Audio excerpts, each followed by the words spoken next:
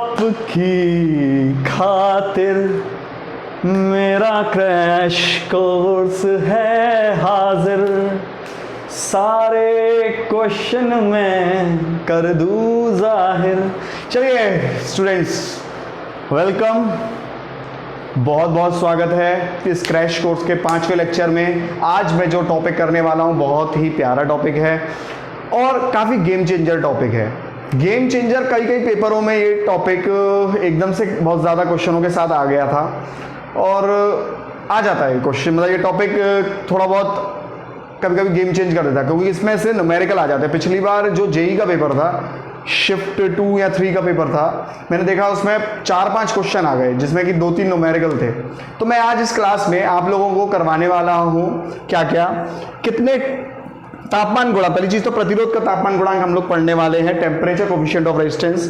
फिर हम लोग देखेंगे ये तापमान गुणांक कितने प्रकार के होते हैं, टाइप्स के कितने होते हैं और ये तापमान गुणांक होता क्या है। ठीक है, उससे पहले ये मेरा लेक्चर, देखिए जो भी आप लोग कोई भी लेक्चर देख रहे हैं, मैं उम्मीद करके चलता हूं कि पीछे की चीजें आपको क्लियर होंगी, अदरवाइज कोई मतलब नहीं रह जाता है। ठीक है, चलिए तो बात करते हैं कि ये तापमान गुणांक क्या है। पर उससे पहले मैं थोड़ा सा पीछे रिकैप मार के, क्योंकि पिछले से ही लिंक्ड है ये टॉपिक, मैंने पिछले टॉपिक में पिछली क्लास में जो बताया था आपको, वो ये बताया था कि 3 प्रकार के पदार्थ होते हैं, एक कंडक्टर,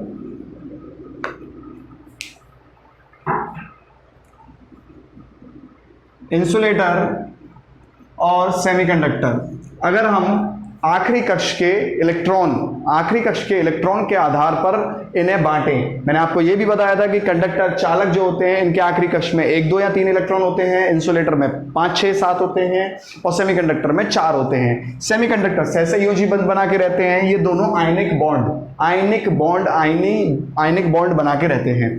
ठीक है, अब आप एक चीज जो यहाँ पर जानने वाली थी वो ये था कि कंडक्टर, चालक या इंसुलेटर या सेमीकंडक्टर पे तापमान बढ़ाने पर क्या होता है। सवाल आपको मैंने इसका जवाब दिया था। तापमान बढ़ाने पे कंडक्टर में रेजिस्टेंस बढ़ता है, इंसुलेटर में रेजिस्टेंस गिरता है, सेमीकंडक्टर में रेजिस्टेंस गिरता है।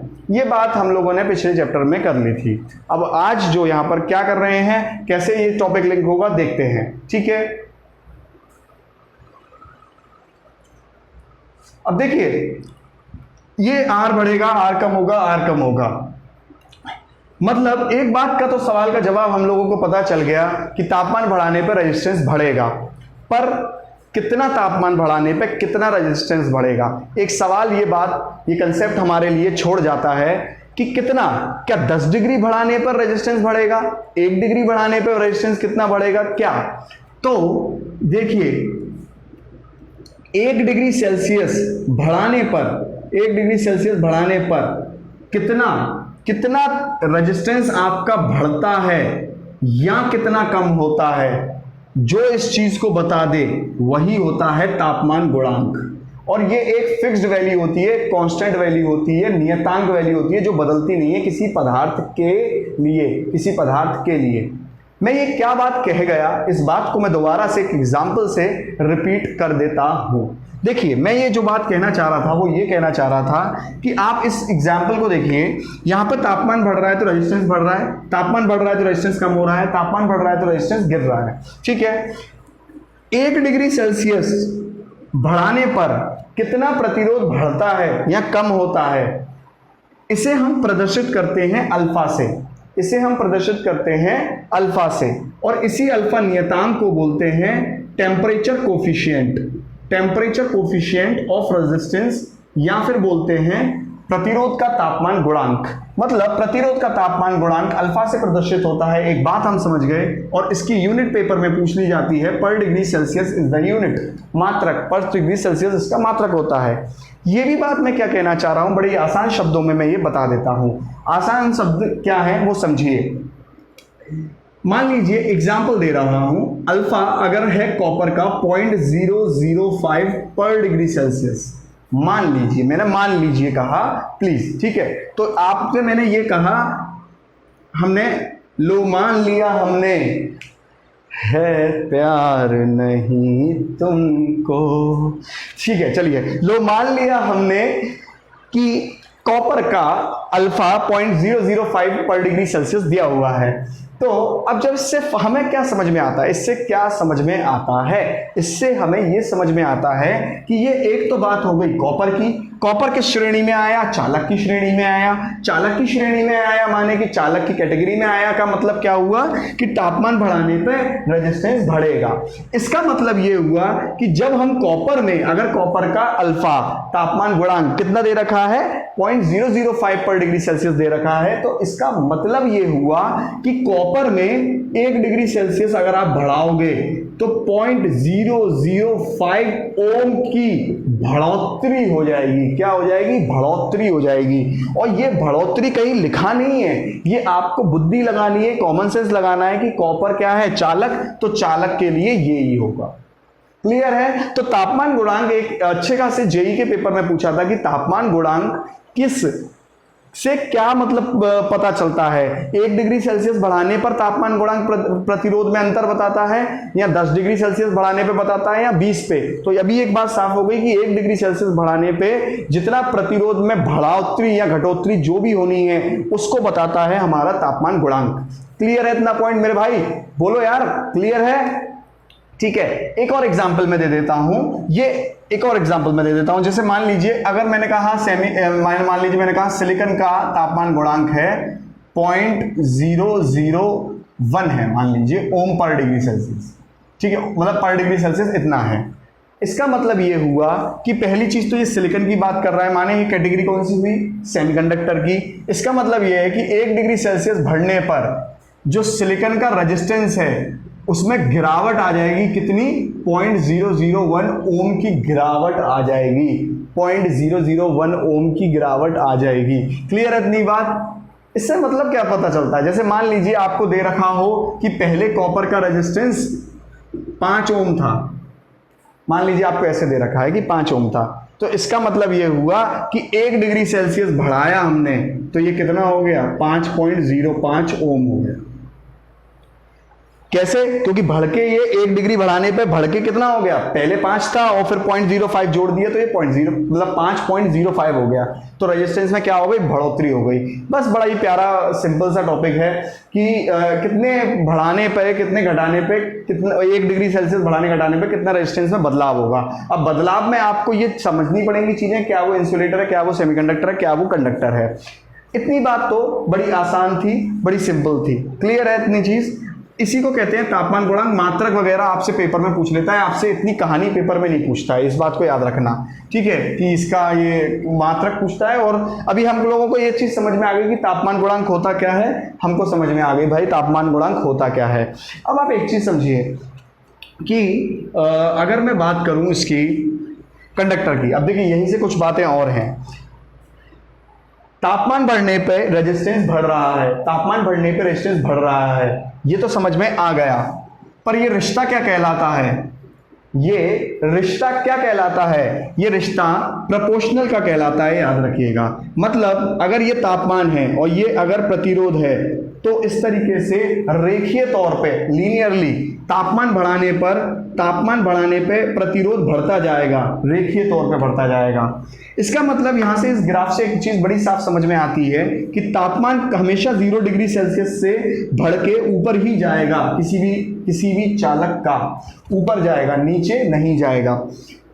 पर 0 डिग्री सेल्सियस पे आमूमन आपने देखे होंगे ग्राफ 0 से शुरू होते हैं। इसका मतलब ये ग्राफ ऊपर से शुरू हो रहा है। इसका मतलब क्या है? इसका मतलब बड़ा साफ है कि 0 डिग्री सेल्सियस पर जो कोई भी चालक होगा वो कहीं ना कहीं कुछ ओम से ही शुरू होगा। वो कभी भी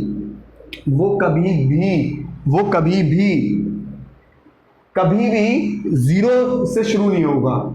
इसका बड़ा साफ मतलब है, इसका मतलब ये समझ में आता है कि किसी भी चालक में 0 डिग्री सेल्सियस पे कुछ ना कुछ तो रेजिस्टेंस होगा, पर 0 ओम कभी नहीं होगा। मतलब 0 डिग्री सेल्सियस पे 0 ओम कभी नहीं होगा, कुछ ना कुछ तो जरूर होगा। अगर मैं इन दोनों की बात करूं तो इन दोनों के लिए ग्राफ अलग बनता है। इन दोनों के लिए ग्राफ बनता है गिरता हुआ। ठीक है, जरूरी नहीं है ये एक्सपोनेंशियल, इसे कहते हैं एक्सपोनेंशियल। ठीक है, मतलब सेमीकंडक्टर में तो एक्सपोनेंशियली गिरता है, इस तरीके से परवलय तरीके से गिरता है, ठीक है। और इंसुलेटर में नॉन लीनियर तरीके से, अरेखीय तरीके से गिरता है। अब अरेखीय कुछ भी हो सकता है, अरेखीय एक्सपोनेंशियल भी हो सकता है, अरेखीय नीचे गिरता, देखिए इस तरीके से। अगर मैं बात करूं सेमीकंडक्टर की, तो सेमीकंडक्टर का तो इस तरीके से एक्सपोनेंशियली परवलय तौर पे गिरता है, ठीक है। अगर मैं देखिए यहां पर बात करूं इंसुलेटर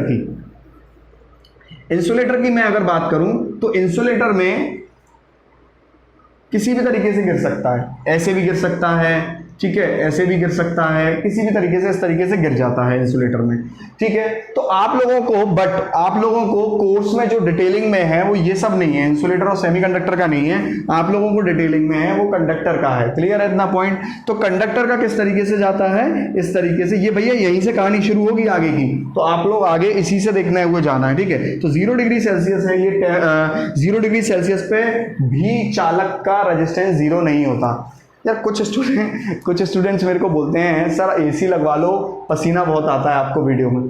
मैं आपको सही बता रहा हूँ यार स्टूडेंट्स, एसी चल रहा है, सब कुछ है, बट मेरे को स्टिल पसीना आता है।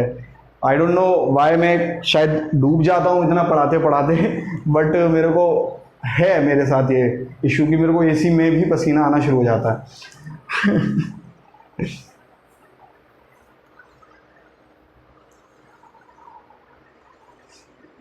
चलिए देखते हैं, शायद मैं पानी बहुत पीता हूँ इसीलिए पसीना ज़्यादा आता है।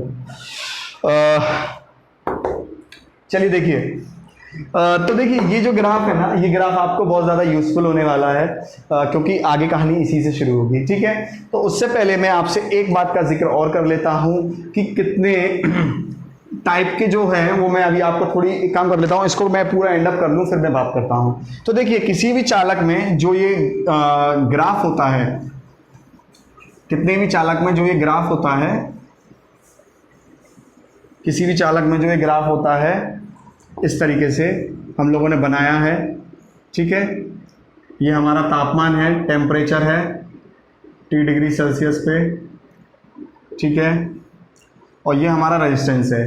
तो मान लिया हमने कि 0 डिग्री सेल्सियस पर जो रेजिस्टेंस है वो R0 है, ठीक है। 0 डिग्री सेल्सियस पर जो रेजिस्टेंस है वो R0 है।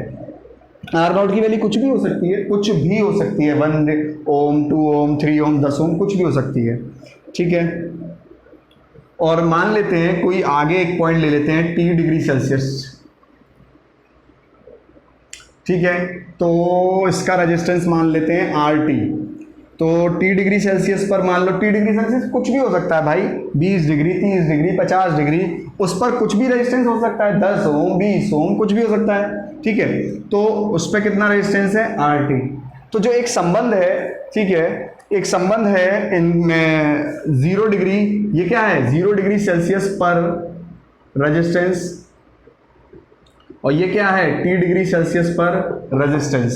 तो ये 0 डिग्री सेल्सियस पर रेजिस्टेंस है, ये T डिग्री सेल्सियस पर रेजिस्टेंस है। और मैं आपको यहाँ पर एक बात बता दूं कि इनके बीच जो संबंध होता है वो होता है RT = R0 1 + alpha delta T। Clear है इतना पॉइंट? अब यहाँ पर एक बात बड़े ध्यान से सुनना।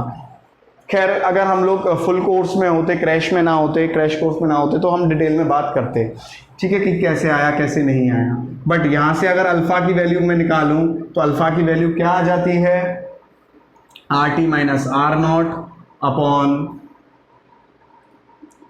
R0 delta T। देखिए ये जो अल्फा है यही तो तापमान गुणांक है, और उसका फॉर्मूला यहां से क्या बन गया, कोई भी एक याद रख लो, दोनों याद रखोगे फंस जाओगे, ठीक है। तो RT - R0 डेल्टा T।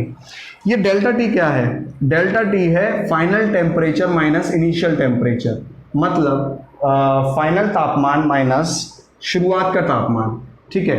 अब देखिए आप एक चीज देखिए, मैंने ग्राफ में फाइनल में क्या लिया है, मतलब मैंने कहीं ना कहीं फाइनल में क्या लिया है T डिग्री सेल्सियस। तो ये कितना हो गया T degree Celsius minus initial कितना लिया है 0 डिग्री सेल्सियस। मैं आप लोगों को यहाँ पे एक बात और बता दूं कि 0 डिग्री सेल्सियस पे कभी भी चालक का रेजिस्टेंस 0 नहीं होता है। चालक का रेजिस्टेंस कहीं भी जाके 0 होगा तो वो एक माइनस टेम्परेचर होगा, कोई माइनस, और जिस माइनस टेम्परेचर पर तापमान 0 होता है, वो जिस माइनस टेम्परेचर पर रेजिस्टेंस यहां पर 0 हो जाता है, जब चालक के अंदर रेजिस्टेंस 0 हो जाए हम उसको बोलते हैं सुपर चालक। किसी के अंदर कमियां ही 0 हो जाए, वही तो होता है सुपरमैन। सुपरमैन बन गए मतलब क्या? सुपरमैन बन गए का मतलब होता है कि भाई तुम्हारे अंदर अब कोई कमी रह ही नहीं गई है। यही तो हुआ सुपरमैन का मतलब, कि तुम्हारे अंदर तुम कोई कमी ही नहीं रह गई है, तुम एकदम सुपरमैन हो गए भाई। अब आप एक चीज देखिए कि T डिग्री सेल्सियस पर, मतलब कहीं ना कहीं इसको पीछे खींचोगे तो यही तो पता चल रहा है कि कोई माइनस का तापमान होगा जहां पर जाके रेजिस्टेंस 0 हो रहा है। तो एक बात समझ में आ गई कि कुछ एक माइनस तापमान पर अगर चालक को ले जाओ तो उसका रेजिस्टेंस 0 हो जाता है और वो क्या बन जाता है? सुपर कंडक्टर बन जाता है। क्या बन जाता है? Super conductor. सुपर कंडक्टर का मतलब होता है, आपसे कई बार पेपर में यहां से सवाल पूछ लिए जाते हैं, मैं आपको बता दूं, बहुत इंपॉर्टेंट है। सुपर कंडक्टर का कभी कभी आपसे पूछ लेते हैं कि प्रतिरोध बताइए कितना होता है, तो सुपर कंडक्टर का प्रतिरोध हो गया माने रेजिस्टेंस 0, कमियां 0, टकराव 0, रुकावट 0। अरे खूब करंट बहेगा, क्योंकि रुकावट तो अब रह ही गई नहीं है, कोई रुकावट नहीं है, खूब करंट बहा करेगा क्योंकि बन गया वो सुपर चालक। सुपरमैन कौन होते हैं? सुपरमैन वो होते हैं जिनमें कोई कमी नहीं होती। देख लो ये बन गया ना सुपरमैन, सुपर कंडक्टर, क्योंकि इसमें कोई कमी नहीं है, रेजिस्टेंस 0 है। कब मान लो कभी कभी आपसे पेपर में घुमा देगा, यहीं से घुमा देगा, देखो यहाँ मैं इसलिए सारे टॉपिक डिस्कस करते चल रहा हूँ। क्रैश कोर्स का यही तो फायदा है, 30 से 50 नंबर का जो मैंने रेंज रखी है बढ़ाने के, वो क्या है? यही तो फायदा है कि जो ध्यान से सुन रहा होगा, जो बातों को समझ रहा होगा, उसके नंबर बढ़ेंगे, हर किसी के नहीं बढ़ेंगे, याद रखना। पर फिर भी मैं तो मरे से मरा कह रहा हूं कि 30 नंबर तो गारंटीड भरने अगर तुमने सारे लेक्चर देख लिए। अगर रेजिस्टेंस 0 है सुपर कंडक्टर का मेरे भाई, तो कभी कभी वो यूं पूछ लेगा तुमसे, रेजिस्टेंस नहीं पूछेगा, यूं पूछ लेगा चालकता बता दो। अब चालकता भी बंदा 0 लगा देगा। अरे मेरे भाई चालकता होती है 1/r, तो 1/0 हो गया इनफाइनाइट। तो चालकता कितनी हुई? इनफाइनाइट। जबकि रेजिस्टेंस कितना हुआ? 0। पर किसका हुआ मेरे भाई? चालक का नहीं, सुपर चालक का। तो इस बात का विशेष ध्यान रखो मेरे भाई, मेरे बंधु, मेरे मित्र, मेरे दोस्त, इस बात का ध्यान रखना। तो वो घुमा घुमा के पूछ लेता है कभी कभी। ठीक है, खैर हम लोग यहाँ आ जाते हैं। ये आपको फॉर्मूला बड़ा ही इंपॉर्टेंट होने वाला है। यहां पर मैं एक विशेष बात का ध्यान रख लेता हूं, ध्यान आपको दिला देता हूं कि याद रखना, ये जो अल्फा है जो इस फॉर्मूले में लगता है, ये बात आपको शायद पता नहीं होगी, मैं गारंटी बोल रहा हूं, यहां कम लोगों को पता होगी, मैं ऐसा कह दूं तो ज्यादा सही है। ये जो अल्फा होता है, ये अल्फा किसी के लिए भी कभी भी यूज होगा फॉर्मूले में, तो हमेशा जो यहां पर जो भी लिखा होगा इनिशियल टेम्परेचर वाला, मतलब शुरुआत का तापमान जितनी भी डिग्री सेल्सियस का लिया होगा आपने, उसी के लिए होगा। मतलब ये अल्फा हमेशा 0 डिग्री सेल्सियस का होगा। पर कब? जब ये फॉर्मूला बनेगा, याद रखिएगा। ठीक है, तो कंफ्यूज मैं ज़्यादा नहीं करता हूं आप लोगों को, क्योंकि ये अपने आप में एक डिटेल्ड कंसेप्ट हो जाता है। ठीक है, बट आपको मोस्टली TG2 में मैं बोल रहा हूँ, JEE की तो बात नहीं करता, TG2 में मैं मोस्टली आपको बोलूँगा, मैं अभी एक न्यूमेरिकल कराऊंगा, वो कहीं ना कहीं आपको 0 डिग्री सेल्सियस पर ही देता है।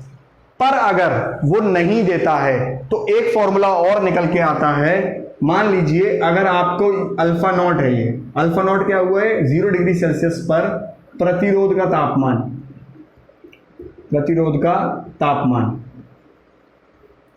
0 डिग्री सेल्सियस पर प्रतिरोध का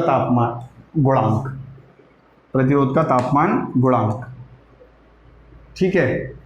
और मान लीजिए ये अल्फा टी है, तो ये क्या हो जाएगा? जाहिर सी बात है T डिग्री सेल्सियस पर प्रतिरोध का तापमान गुणांक।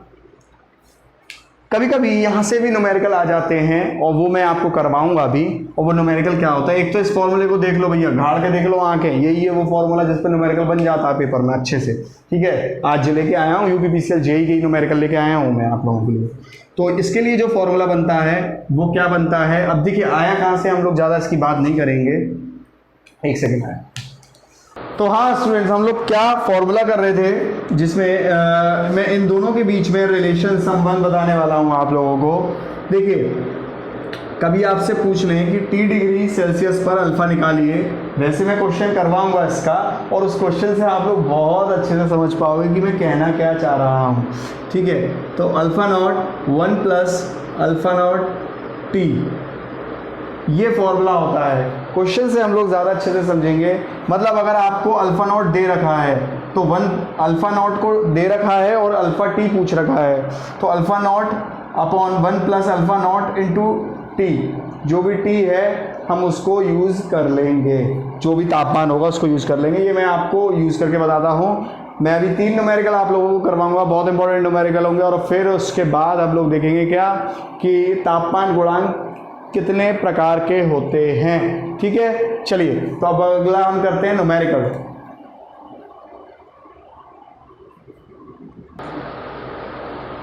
हाँ तो स्टूडेंट्स देखिए, मैं आप लोगों के लिए 3 तरीके के क्वेश्चन लेके आया हूँ, और ये तीनों तरीके के क्वेश्चन करने के बाद आप लोगों को पेपर में बहुत ज़्यादा फ़ायदा होने वाला है। इससे बाहर आपको क्वेश्चन आएगा नहीं। चलिए पहला क्वेश्चन शुरू करते हैं। एक कॉपर के तार का प्रतिरोध 25 ओम है 50 डिग्री सेल्सियस पर।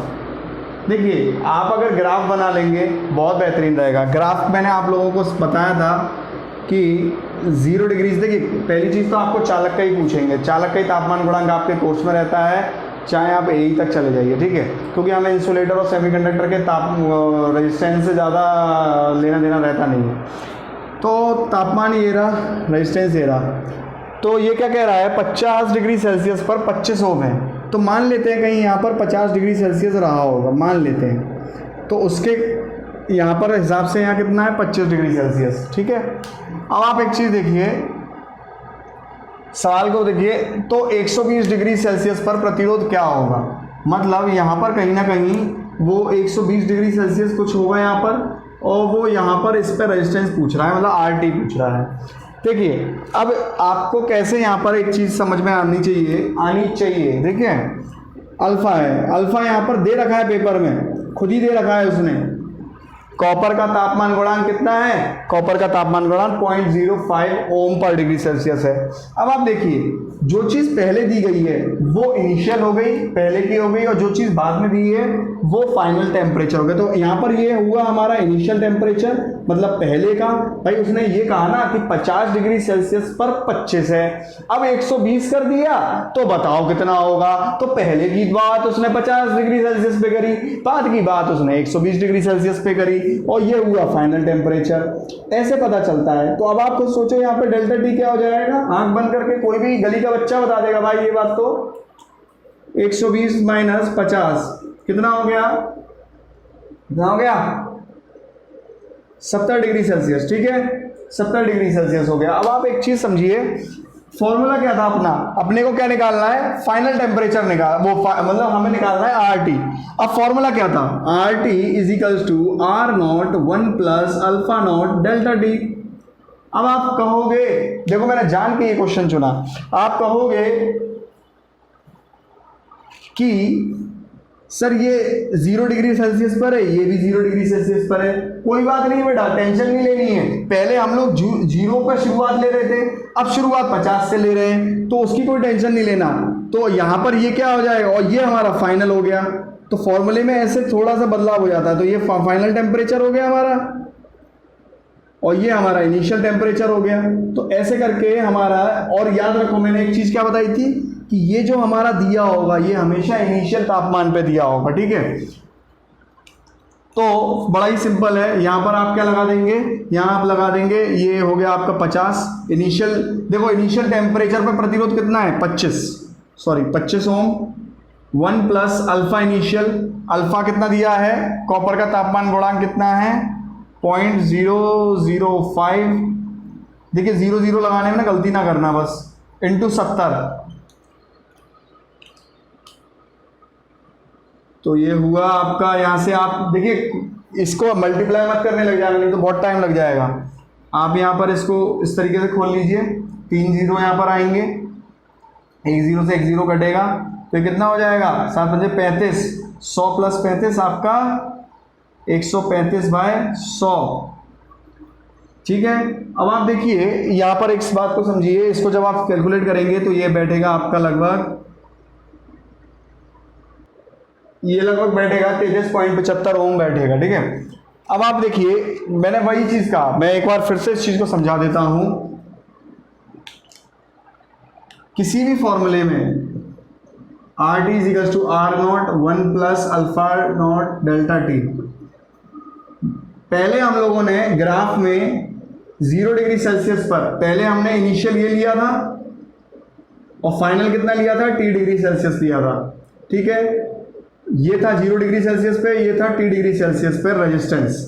तो पहले इनिशियल ये था और फाइनल ये था। तो आप खुद देखिए कि फॉर्मूले के हिसाब से ये जो रेजिस्टेंस है ये इनिशियल का ही तो है, और अल्फा नॉट ये भी तो इनिशियल का ही है, और आर टी का, आर टी मतलब फाइनल वाला रेजिस्टेंस, फाइनल वाला रेजिस्टेंस ना। तो फॉर्मूले में ये छोटा सा बदलाव आपको पता होना चाहिए। चलते हैं आगे।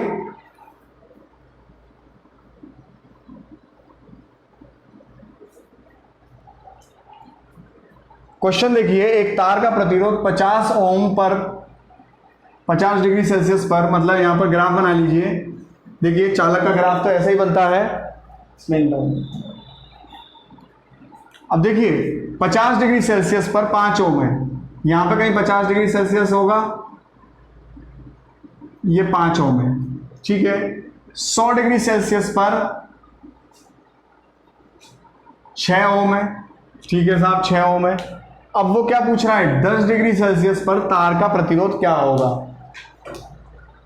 तो देखिए 10 डिग्री सेल्सियस पर तार का प्रतिरोध क्या होगा, ये भी एक टाइप का सवाल है। चलिए एक काम करते हैं, हम पहले इसको 0 डिग्री सेल्सियस पर देख लेते हैं। अब देखिए यहां से हम लोग एक इक्वेशन बना लेते हैं, R T is equals to R naught 1 plus alpha delta T होता है। क्लियर है इतना पॉइंट। अब आप एक चीज बताइए, 0 डिग्री सेल्सियस पे हमें क्या मालूम है तापमान कि वो कितना है, रेजिस्टेंस नहीं मालूम। मान लेते हैं कि वो आर नॉट है, मान लेते हैं कि वो आर नॉट है। तो देखिए अब मैं पहले इसको लूंगा और फिर मैं इन दोनों को लूंगा। तो केस 1 में मैं इसको लूंगा, केस 2 में मैं इन दोनों को लूंगा। मतलब केस 1 में मैं किस चीज को लूंगा, 0 डिग्री सेल्सियस और 50 डिग्री सेल्सियस को लूंगा। तो देखिए यहां पर डेल्टा टी कितना आ जाएगा, यहां डेल्टा टी कितना आ जाएगा, यहां डेल्टा टी आ जाएगा 50 minus 0 is equal to 50 degree Celsius. तो आप देखिए आर नॉट मुझे पता नहीं, 1 प्लस अल्फा, अल्फा मेरे को पता नहीं, बट अल्फा जो भी होगा, मैंने आपको अभी बताया था, अल्फा जो भी होगा वो कौन सा होगा, जो आप यहाँ पर रेजिस्टेंस ले रहे हो उतने डिग्री सेल्सियस का, और तो वो हमको पता नहीं। और ये हो गया 50, और आर टी कितना हुआ, 50 पे कितना आर टी है, 5 ओम। अब आप एक चीज समझिए,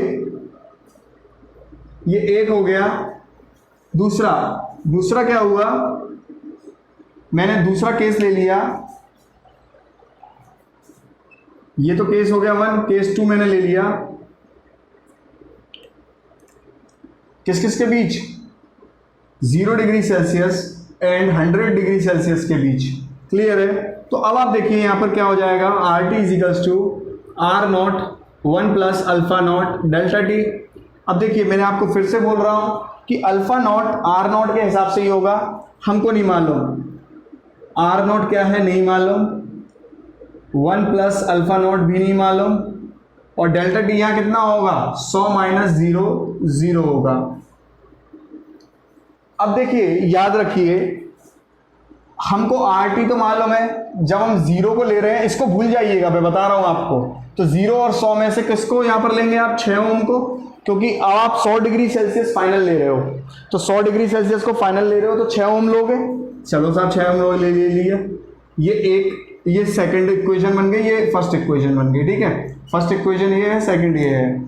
यहाँ पे टेम्परेचर ये कितना हुआ, 100 हो गया ना भाई, 100 माइनस 0 100 ही तो होगा, तो डेल्टा टी कितना हो गया यहाँ पे, 100 हो जाएगा। क्लियर है इतना पॉइंट। अब आप एक चीज देखिए, 2 इक्वेशन हमारी यहाँ पे बन गई है, जिसमें आर नॉट भी है, ए नॉट भी है। ये क्वेश्चन बाकायदा जेई में आ चुका है। मैं क्रैश कोर्स में क्यों करा रहा हूँ ये सवाल, ये मैं आपको बता के चल रहा हूँ, इसलिए इतना लंबा पड़ रहा है, अदरवाइज इतना लंबा नहीं पड़ेगा। मैं क्रैश कोर्स में इसलिए करा के चल रहा हूँ क्योंकि बुरी स्थिति में और कहाँ से पेपर जाएगा, हो सकता है वो थोड़ा सा जेई तक के लिए पूछ ले, कुछ आज देखिए, अब यही तो क्वेश्चंस आपको अलग बनाएंगे दूसरे स्टूडेंटों से जो सिलेक्ट नहीं होते हैं और होते हैं, फिर वही वाली कहानी है, 1 नंबर से रह गया, 2 नंबर से रह गया, वो मैं चाहता नहीं हूँ। ठीक है, इन दोनों समीकरणों को हम लोग सॉल्व कर लेते हैं, सॉल्विंग इक्वेशन 1 एंड 2। किस तरीके से काम कर लेते हैं, इक्वेशन 2 डिवाइडेड बाय इक्वेशन 1 कर लेते हैं। तो इक्वेशन 2 क्या है, 6 बाय, देखो इक्वेशन 2 क्या है, 1 प्लस अल्फा नॉट 100, ये तो इक्वेशन क्या है 2 है, और ये कितनी है 1 है, 5 by R naught 1 plus alpha naught 50। अब आप देखिए यहाँ से आर नॉट से आर नॉट कट जाएगा, तो यहाँ से अल्फा नॉट की जो वैल्यू आएगी, मैं आपके लिए डायरेक्ट लिख देता हूँ, यहाँ से जो अल्फा नॉट की वैल्यू आएगी वो 1/200 आएगी पर डिग्री सेल्सियस। मैं डायरेक्ट इसलिए लिख दे रहा हूँ क्योंकि हम लोगों के पास इतना टाइम नहीं है सॉल्व करने बैठे। अब देखिए हम लोगों के पास अल्फा नॉट आ गया। अब इस अल्फा नॉट से हम लोग बड़े आराम से जिसे कहते हैं ना, बड़े आराम से हम लोग अल्फा नॉट से, अब देख लीजिए, अब आप एक काम कर लीजिए, तीसरा केस ले लीजिए। देखो मैं ये जो केस ले रहा हूं ना, ये केस क्या है, ये जो मैं केस ले रहा हूं ये केस क्या है, ये जो मैं केस ले रहा हूं ये केस है, मतलब कौन कौन से वालों के तुम पेयर लोगे, मतलब कौन कौन से के तुम पेयर लोगे। तो आप मान लीजिए तीसरे केस में आप पेयर ले लें 0 डिग्री और 50 डिग्री का, मतलब कोई भी एक इक्वेशन ले लो, कुल मिला के यहाँ वाली बात है। तो ये मान लो मैंने आपका केस तीसरे में क्या ले लिया, इक्वेशन 1 ले ली। इक्वेशन 1 क्या थी, 5 = R naught 1 plus alpha naught 50। Alpha naught की वैल्यू अपने पास है ही है, अल्फा नॉट की वैल्यू आ गई 1/200 इंटू 50, तो ये हो गया कितना, ये हो गया आपका आर नॉट, ये आपका हो गया 4 + 5 9/4, तो ये हो गया आर नॉट कितना बैठा आपका 20/9 ओम। 20/9 ओम आपका, कुछ गलती कर दी क्या हम लोगों ने, ओहो 5 होगा ना, ये सॉरी 5 होगा, जिसमें कि ये 4 ओम आ जाएगा। ठीक है, हाँ ठीक है, तो ये 4 ओम आ जाएगा आपका, ये आंसर आपका सही हो जाएगा। तो ये इस तरीके से हम लोगों ने सवाल करना है। ये मैक्स टू मैक्स जब बहुत बुरी स्थिति फंसेगी तभी आएगा, अदरवाइज आपसे मोस्टली पहला सवाल ही पूछ लिया जाता है। ठीक है, चलते हैं अपने अगले टाइप के क्वेश्चन पे, और जो कि काफ़ी आसान है। ये तो सिंपल फॉर्मूला है। देखिए यदि किसी चालक का अल्फा नॉट 1/36 दे रखा है, अब इसका अल्फा नॉट दे रखा है 1/36 का 1/236 पर डिग्री सेल्सियस, तो अल्फा 18 कितना होगा वो ये पूछ रहा है। मैंने अभी आपको एक फॉर्मूला लिखवाया था, alpha T = alpha not 1 plus alpha naught delta T, ये फॉर्मूला लिखवाया था। अब बड़ा सिंपल है, ये 0 डिग्री सेल्सियस है, 18 डिग्री सेल्सियस है, डेल्टा टी कितना होगा 18 - 0 तो 18 हो जाएगा। अल्फा नॉट अपने को पता ही है 1/236 अपॉन 1/236, 1 प्लस 1/36 इंटू 18, तो ये जो भी आंसर आएगा अल्फा टी वो अल्फा टी होगा। क्लियर है, अल्फा टी होगा वो। अब अल्फा टी मैं आपको बता देता हूं कितना होगा यहाँ पे 1/254, 1/254 डिग्री पर डिग्री सेल्सियस। मैं आप लोगों को बोल रहा हूं आसान पर जाओगे, मेरा साथ वो वाली चीज़ नहीं है कि मैं आप लोगों को आसान चीज़ पहले करा दूं ताकि आप खुश हो जाओ। नहीं भाई, मैं पेपर के लिए तैयार कर रहा हूं, हार्ड वाली भी कराऊंगा, आसान भी कराऊंगा। ठीक है, ये ज़्यादा इंपॉर्टेंट था क्वेश्चन, ये 2 क्वेश्चन उतने इंपॉर्टेंट नहीं है, बट फिर भी मैं आपको, क्योंकि मुझे आप लोगों को सिलेक्ट कराना है तो मैं ये क्वेश्चन करवा रहा हूँ। अब हम लोग बात करेंगे कि तापमान गुणांक कितने टाइप का है। ठीक है, देखिए टेम्परेचर कोफिशिएंट या तापमान गुणांक 3 टाइप के होते हैं। पॉजिटिव तापमान गुणांक, पॉजिटिव टेम्परेचर कोफिशिएंट, नेगेटिव तापमान गुणांक, नेगेटिव टेम्परेचर कोफिशिएंट, और जीरो तापमान गुणांक, जीरो टेम्परेचर कोफिशिएंट।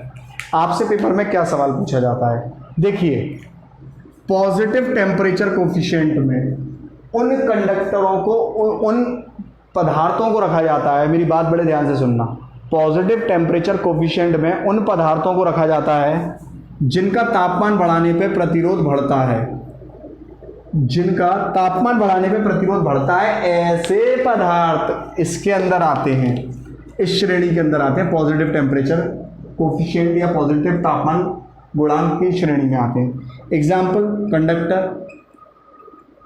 अब आपसे पेपर में पूछ लिया जाए कॉपर कौन सा तापमान गुणांक है, तो कॉपर भाई मैं लिखवा नहीं रहा, पर कंडक्टर लिखवा रहा हूँ, उसका मतलब आपको समझ जाना चाहिए कि वो कॉपर ही होगा। तो ये चीज़ याद रखना, सारे कंडक्टर इसी में आते हैं, सारे धातु भी इसी में आते हैं, मेटल, ठीक है। नेगेटिव तापमान गुणांक में उन पदार्थों को रखा जाता है जहाँ टेम्परेचर बढ़ाने पर रेजिस्टेंस गिरता है। जाहिर सी बात है, यहाँ पर कौन कौन से एग्जाम्पल आ जाएंगे? इंसुलेटर, कुचालक, सेमीकंडक्टर, सिलिकॉन, जर्मेनियम। तो कल को आपको ये चीज़ पता होनी चाहिए कि जितने कुचालक का नाम आ जाए नेगेटिव में, जितने सेमीकंडक्टर का नाम आ जाए नेगेटिव में। जीरो टेम्परेचर कोफिशिएंट के बारे में बता दूं, नाम से ही पता चल रहा है, तापमान बढ़ाने पर आर समान रहेगा, कुछ नहीं बढ़ेगा, ना घटोतरी ना बढ़ोतरी, समान रहेगा। तापमान बढ़ा लो चाहे जितना बढ़ाना हो, आर समान रहेगा। क्लियर है इतना पॉइंट? आर समान रहेगा, तापमान चाहे जितना मन चाहे बढ़ा लो। ऐसे कौन से होते हैं हमारे? मैग्निन, कॉन्स्टेंटन, जिसको हम यूरेका भी बोलते हैं, मैग्निन या कॉन्स्टेंटन, ये इसके एग्जाम्पल है। ये मिश्र धातु हैं, अलग से नहीं पाए जाते, मिश्र धातु हैं। क्लियर है इतना पॉइंट? तो जीरो टेम्परेचर कोफिशिएंट के लिए ये आपसे पूछा जाता है पेपर में। एक अपवाद, एक्सेप्शन यहां होता है, कार्बन। कार्बन अपवाद है, एक्सेप्शन है। अब देखो, आप लोगों को याद होगा, मैंने दूसरे या तीसरे वीडियो में बताया था, कार्बन का नेचर कैसा होता है? आदत होती है चालक जैसी, पर उसके संरचना कैसी होती है? सेमीकंडक्टर जैसी। उसकी बनावट कैसी होती है? सेमीकंडक्टर जैसी। उसकी कंस्ट्रक्शन कैसी होती है? अंदर के जो एटम होते हैं सेमीकंडक्टर जैसे होते हैं, क्योंकि उसके आखिरी कक्ष में 4 इलेक्ट्रॉन होते हैं। तो वो बनावट के आधार की वजह से यहाँ पे नेगेटिव में आ जाता है, पर जबकि उसकी आदत सारी कैसी है? चालक की।